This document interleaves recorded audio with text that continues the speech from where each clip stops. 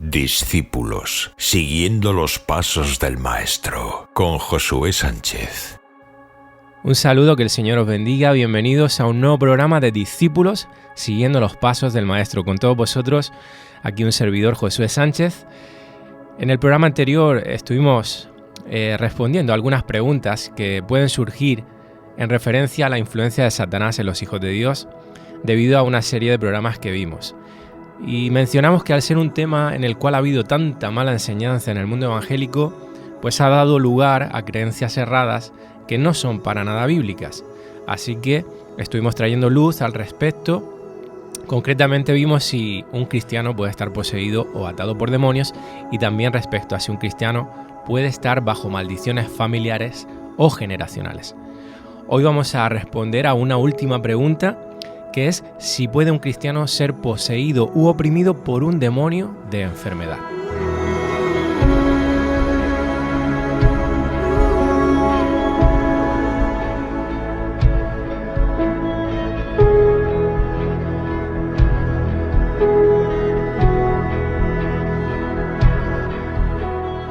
Antes de empezar respondiendo a esta pregunta que hemos formulado, haríamos bien en partir de una base que es clave para poder llegar a una respuesta correcta.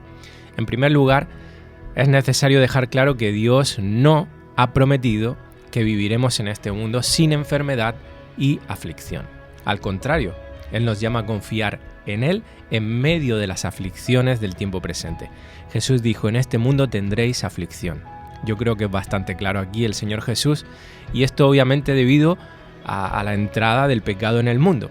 Cuando Adán y Eva desobedecen en el huerto del Edén, una de las maneras en que esa aflicción se pone de manifiesto para el ser humano es a través de la enfermedad. Nadie está exento de enfermarse en algún momento, o incluso de vivir enfermo toda una vida. Mira, no importa aquí cuán buen cristiano seamos o cuánta fe tengamos, nadie está exento. Por el pecado entró la muerte y por ende entró la enfermedad. Una segunda cosa muy importante es saber diferenciar el origen particular de las diferentes enfermedades que padecemos a lo largo de nuestras vidas, porque muchas veces caemos en el error y en el simplismo de catalogar a toda enfermedad que padecemos o que padecen los demás como espíritus de enfermedad.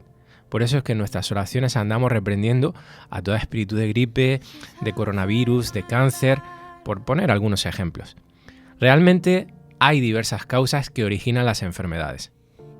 Yo quiero mencionar, o englobar de alguna manera esas causas, aunque seguramente me deje alguna por ahí en el tintero, pero he querido aunar las causas principales de las enfermedades. En primer lugar, nos encontramos con enfermedades congénitas o hereditarias, es decir, enfermedades que heredamos en nuestro ADN, que recibimos de nuestros padres, como puede ser una amigdalitis, una alergia, un desvío de la columna vertebral, un cáncer de páncreas, por poner algunos ejemplos. En segundo lugar, tenemos problemas físicos o enfermedades que son consecuencia directa de nuestros excesos. Por ejemplo, el que bebe mucho alcohol se va a destrozar el hígado. El que carga mucho peso sin llevar cuidado se va a hacer polvo a la espalda. El que fuma mucho se destrozará los pulmones. En tercer lugar están aquellas enfermedades causadas por nuestra falta de vida saludable, es decir, malos hábitos a la hora de dormir, vida muy sedentaria, falta de ejercicio, una mala alimentación, y estas suelen ser una de las grandes causas de muchas de las enfermedades más comunes. Y aquí obviamente nos toca ser responsables y ponernos las pilas. ¿De qué nos sirve orar por estas enfermedades si luego nosotros no hacemos lo que tenemos que hacer?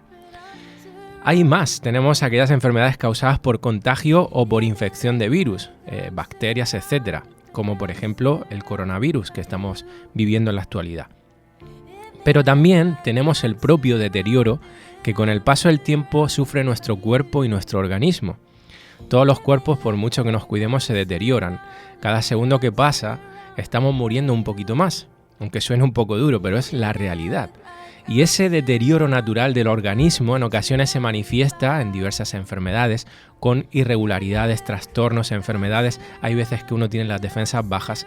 Es decir, el mismo cuerpo sufre en diversas formas el paso del tiempo. Algo parecido a lo que les pasa a los coches, a las máquinas que por mucho que los mantengas, pues se van rompiendo y el motor antes o después dirá que ya no quiere seguir funcionando. Es decir, este cuerpo que tenemos ya de por sí está enfermo por el pecado y antes o después dejará de funcionar.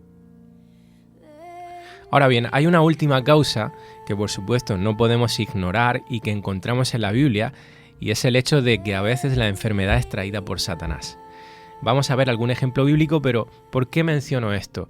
¿Por qué he hablado de las causas o el origen de las enfermedades que padecemos? Porque no podemos caer, como digo, en el simplismo de atribuirle a Satanás la causa de todas las enfermedades que padecemos. Hay un montón de causas que generan enfermedades en nuestros cuerpos, en nuestros organismos, y podría ser un porcentaje mínimo el hecho de que Satanás esté trayendo enfermedad al ser humano, ¿no? Entonces quiero ver algunos ejemplos bíblicos porque quiero profundizar un poquito en esto para poder dar respuesta a la pregunta que hemos formulado al principio. Fíjate lo que dice Lucas 11:14. Dice: Jesús estaba expulsando a un demonio mudo de un hombre que no podía hablar.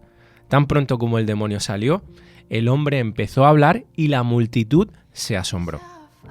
Es decir, este hombre no podía hablar debido a un demonio que lo mantenía enfermo, había posesión demoníaca en él. Así que está muy claro de que esto puede suceder, está clarísimo.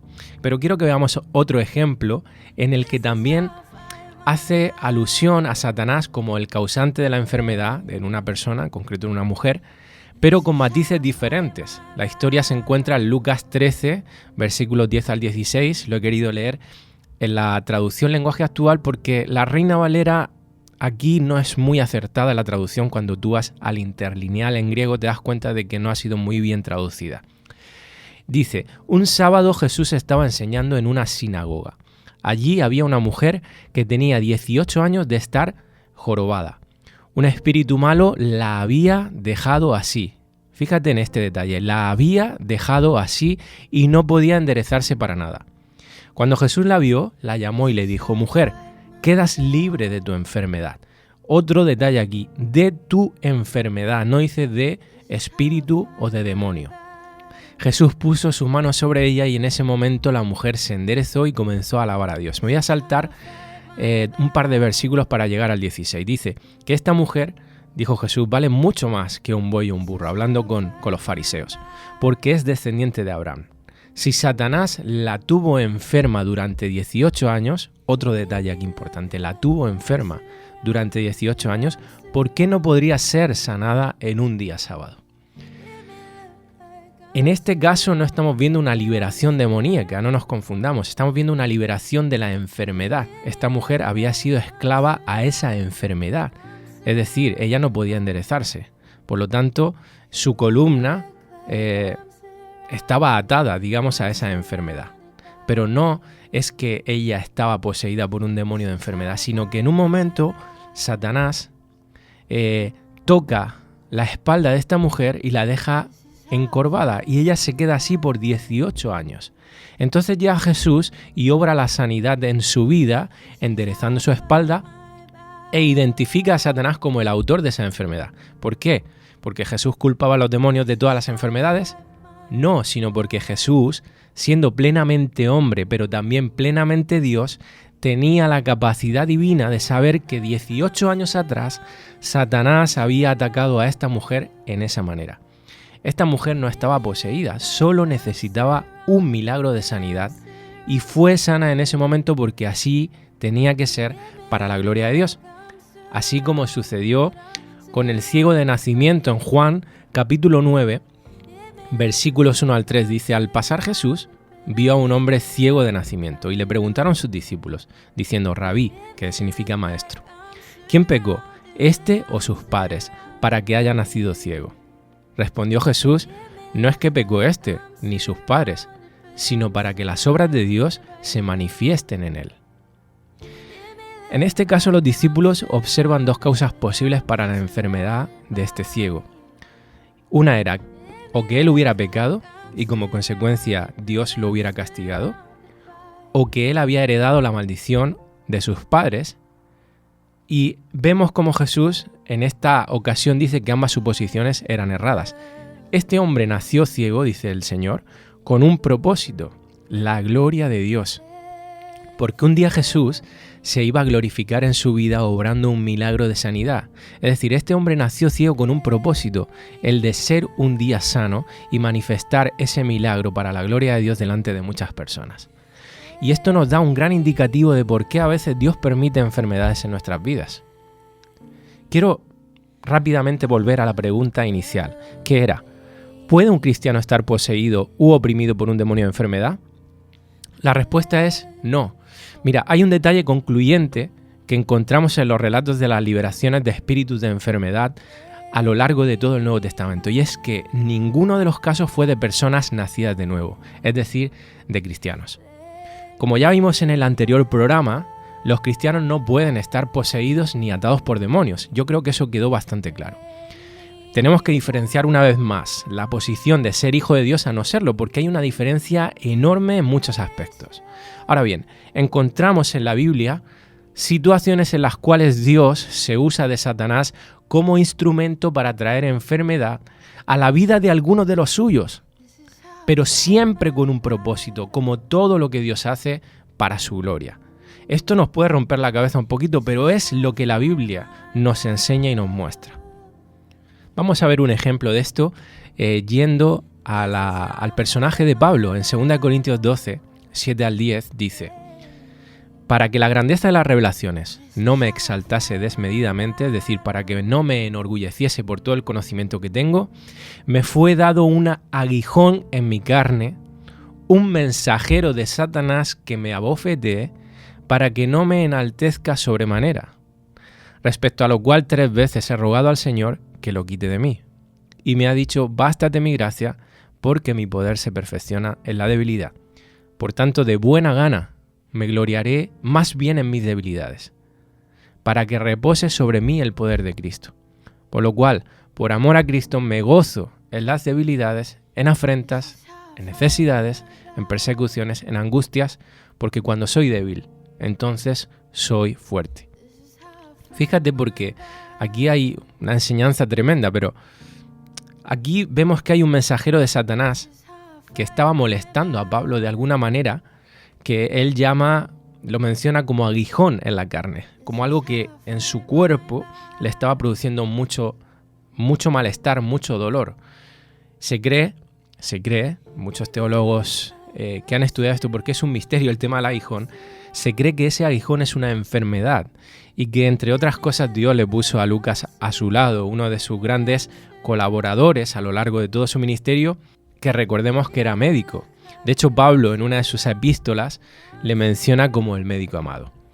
Mira, hay diferentes especulaciones, como digo, con respecto al aguijón. Yo personalmente me decanto por esta. Creo que el aguijón era una enfermedad que había venido a la vida de Pablo a través de un mensajero de Satanás, o sea, un demonio, como instrumento que Dios estaba permitiendo en la vida de Pablo para que no se enorgulleciese por tanto conocimiento y revelación que tenía, porque Dios se lo había dado, obviamente. Así que vemos como Pablo le ruega a Dios por 3 veces que lo quitara de él, pero al final recibe discernimiento de que Dios no quería quitarlo de él por su bien, y Pablo lo acepta con agrado.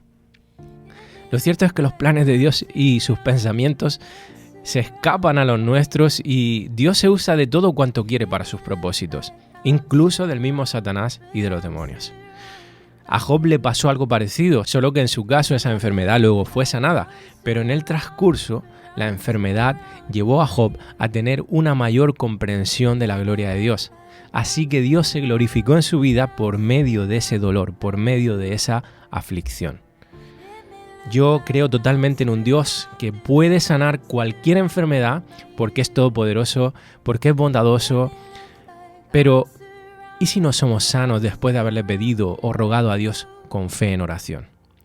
Pues entonces concluyo que debemos entender que no es la voluntad de Dios de que seamos sanos, al menos por el momento, y aceptar cuanto antes esto es vital, como el apóstol Pablo. La verdad, el Evangelio no disminuye el valor de los pensamientos, de las emociones, del sufrimiento que experimentamos durante la enfermedad. Es difícil. Sin embargo, el Evangelio nos permite ver la gloria de Dios como algo de mucho más valor para nosotros que nuestra propia salud, ya que esta gloria es el propósito y fin de todas las cosas. Nuestra naturaleza humana caída rechaza esto con mucha facilidad, pero a veces Dios permite la enfermedad en nosotros porque lo que va a producir es que nos parezcamos más a Él, aunque humanamente no lo entendamos. Te quiero contar mi experiencia. Desde hace algunos años padezco de migrañas. A veces los episodios son muy fuertes y lo paso realmente mal. La medicación me permite tener algunas temporadas en donde me encuentro mejor, pero antes o después vuelven los dolores de forma seguida y menudos dolores. Por supuesto, como hijo de Dios le he pedido a Él que me sane y lo he hecho consciente de que puede hacerlo si le place, sin ninguna duda. Créeme que no ha sido por falta de fe, pero de momento Dios no me ha sanado. Y si no lo ha hecho hasta ahora es porque no debía hacerlo, porque si no, también te digo que estoy seguro de que lo hubiera hecho. Yo le doy gracias a Dios por su bondad hacia mi vida, sea que me sane o que no lo haga y permanezca con migrañas hasta que me vaya a la tumba. Por otro lado, entiendo que mi enfermedad no es la peor del mundo, que hay hermanos y personas que padecen enfermedades muchísimo más graves. Ruego a Dios por ellos para que se haga su perfecta voluntad y les consuele y fortalezca en medio de la aflicción. Quiero terminar aquí volviendo a la pregunta del principio. Como hijo de Dios, ¿puede entonces Satanás enfermarnos? No, si Dios no lo permite. Y si lo permite, demos gracias a Dios en todo, porque es para su gloria.